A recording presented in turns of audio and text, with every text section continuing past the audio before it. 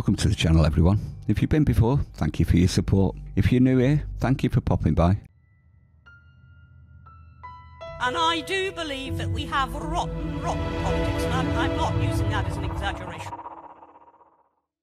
Now, this is quite an old video, but it does expertly describe how America controls the world using debt. Now, this is discussing how America controls Africa using two organisations, but this can and is being used worldwide.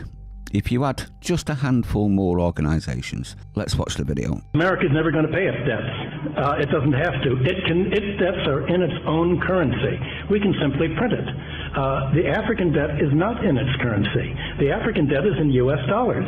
Africa has to earn the U.S. dollars, and the only way it can earn the U.S. dollars is not to be assassinated for growing its own food and becoming independent and doing something that the United States does not like. The principle underlying the foundation of the World Bank is that no country should grow its own food. Africa and the Third World should only grow export crops.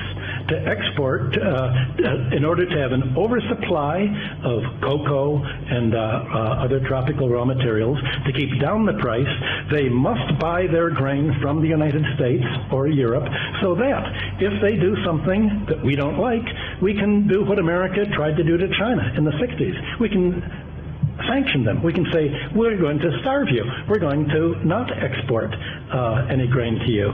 So owing their foreign debt in dollars means that they have to somehow sell something that the United States wants, not what they want.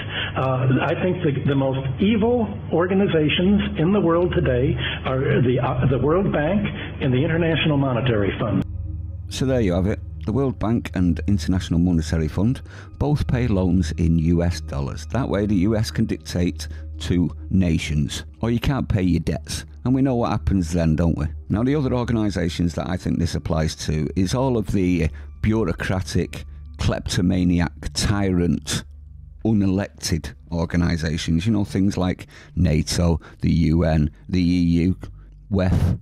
There are many more. If you add all of these, you see the world web of lies, in my opinion, orchestrated by the USA and others. Quite a good expose, wasn't it? Let me know what you think, though. If you like this video, please consider subscribing for more content. Share due to shadow banning. I really rely on you to get my vids out, everyone, because YouTube don't like promoting me anymore.